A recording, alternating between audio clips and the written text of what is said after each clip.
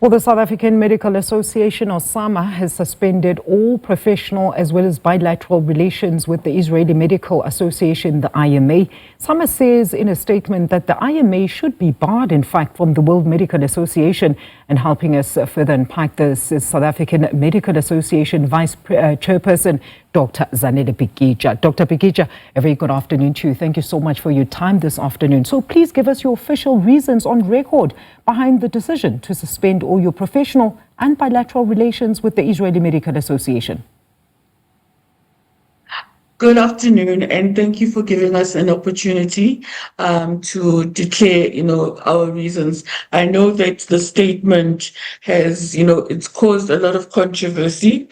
So as the South African Medical Association, we became aware of the situation a while ago. And, given our history as South Africa, we ourselves are not untouched by similar situations. We as the medical profession had to take a stand when we had situations like in apartheid, where the likes of Steve Biko, doctors were forced to treat them, keep them alive so that they can be tortured. So we as South African Medical Association do have a history of what can happen with a health professional, under a conflict situation. So that is the background that we have, in South Africa. This is not new to us.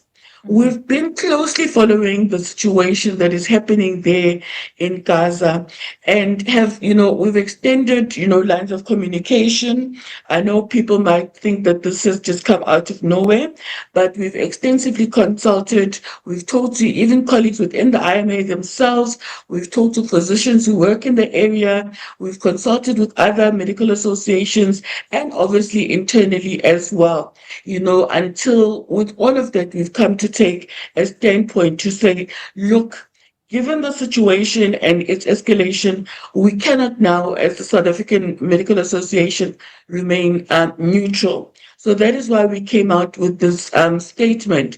And it's very short, it's very concise, and it speaks to what we are expecting, and we think that this is reasonable.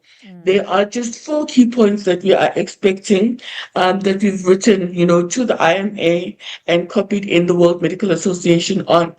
One is that we implore that they ask for the release of any Palestinian, the medical team.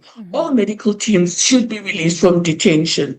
We are health workers. We are not there as politicians. We are there to ensure that people are healthy, and we've got ethical responsibilities to treat and manage all people, irregardless of their creed.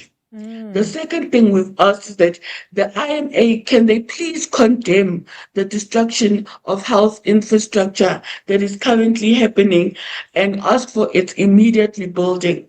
We know that this health infrastructure is being attacked under the guise of it harboring criminals, but they must condemn this because health institutions should be a place of safety.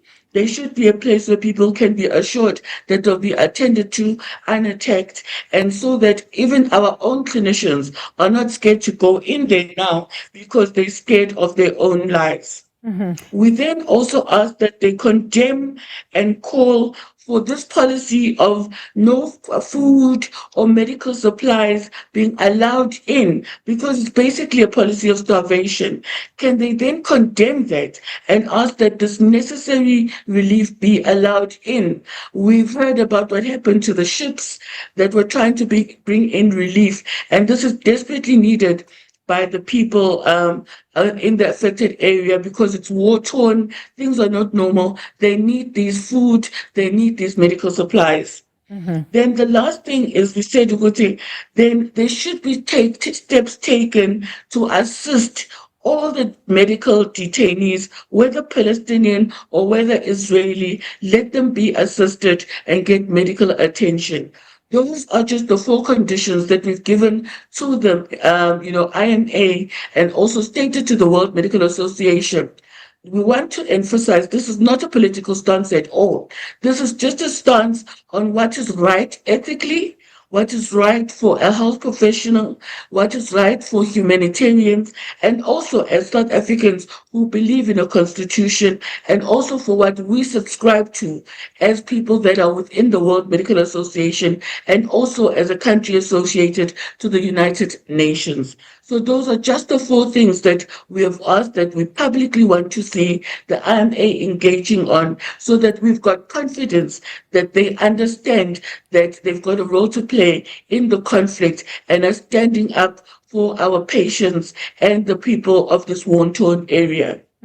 So, We've also then said, Dr. while this is being attended to, Dr. Piketja, just to get in there, so that we can cover areas as well. I mean, how long? I mean, you've also asked for the IMA to be barred from the World Medical Association. And I just wanted to know, how long will these resolutions to suspend your relations be in effect then? Okay. With regards to how long these resolutions to suspend will stay in effect, it's simply until the IMA meets those conditions. If the IMA can condemn what is happening and can engage and ask that medical care be given, infrastructure be rebuilt, and that these medical detainees be assisted, this must be done in a publicly verifiable manner. We'll definitely then resume our relations. There is no bad blood between us and the Israeli Medical Association. We are just taking a stand on principle, because as a matter of policy, we are against, war and genocide and attack. So it's simply as long as they are then willing to call out what is happening and acknowledge that it is wrong and ask that it be corrected, and that patients be given, the access to healthcare and much needed aid and relief. To answer your second question about the call for them to be suspended, look, that is a whole different process. There is the World Medical Association General Assembly that is going to be happening now in Portugal. That is a process that is parallel. So each country is going to have its own stand.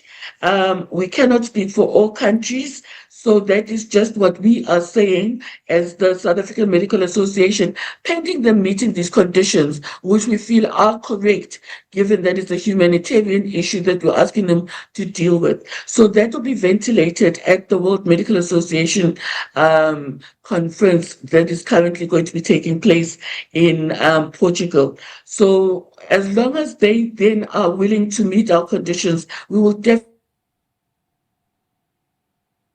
All right, it seems like I've lost Dr. Zanele Biketja, the SAMA Vice Chairperson, but we're pretty much done with our interview there. Thank you so much once again, Doctor, for your contributions. She was talking to us about their decision to cut all ties, suspend any relations with the Israeli Medical Association until, of course, they meet some of those voiced requirements.